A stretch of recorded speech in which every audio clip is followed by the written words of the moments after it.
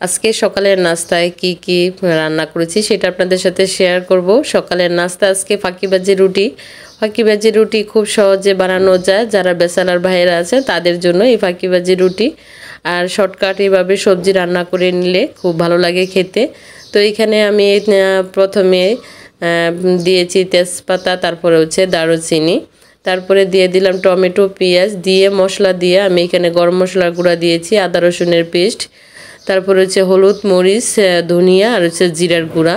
সব মশলা দিয়ে আমি ভালো করে কষিয়ে নিয়েছি। এখন দিয়ে দিয়েছি এখানে গাজর, তারপরে হচ্ছে লাউ আর হচ্ছে আলু দিয়ে আমি কিছুক্ষণ কষিয়ে তারপরে দিয়ে দিলাম এখানে ডাউল, মশারি ডাউল দিয়েছি আমি এখানে। তো এইভাবে ডাউল দিয়ে সবজি রান্না করলে আসলে খেতে অনেক ভালো লাগে। এটা খুব সহজে রান্না করে নেওয়া যায় সকালবেলা। তো আমি এখানে সবজিটা ডাউলটা দিয়ে ভালো করে একটু কষিয়ে নিয়েছি। কষিয়ে এখানে আমি একটু পানি দিয়ে দিব। তো বেশি পানি দিতে হবে না, যেহেতু লাউ আলু খুব তাড়াতাড়ি সিদ্ধ হয়ে যাবে আর ডাউলটাও সিদ্ধ হয়ে যাবে। তো আমার রান্নাটা প্রায় হয়ে গেছে। এখন আমি ধনিয়া পাতা, কাঁচামরিচ দিয়ে, তো এখানে আমি কাঁচামরিচটা দিয়ে দিয়েছি এখানে। তারপরে আমি উপর থেকে ধনিয়া পাতা ছড়িয়ে দিয়ে নামিয়ে নিব। তো এখন আমি যে ফাঁকিবাজি রুটির ব্যাটারটা আমি গুলে নিয়েছি, সেটা আসলে আপনারা খুব সহজে বানিয়ে নিতে পারেন যারা প্রবাসী ভাইরা আছেন, যারা ব্যাচেলর থাকেন তাদের জন্য। তো এইভাবে ব্যাটারটা গুলে তারপরে আমি তাওয়ায় দিয়ে দিচ্ছি, দিয়ে আমি একটু ছড়িয়ে দিব।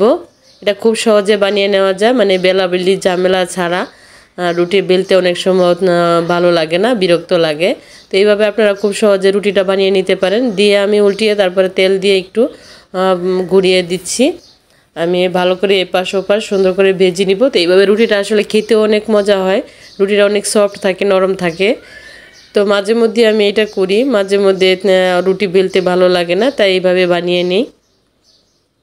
তো রুটিটা খুব আমার সবজিটা অনেক মজা হয়েছিল। তো শর্টকাটে আসলে অনেক সময় সকালবেলা রান্নার অনেক ঝামেলা থাকে, সকালবেলা রান্না করার মানে খুব তাড়াহুড়া থাকে। তো খুব তাড়াহুড়ার মাঝে আপনারা এভাবে রুটি বানিয়ে তারপরে সবজিটা ভাজি করে নিতে পারেন খুব অল্প সময়ে।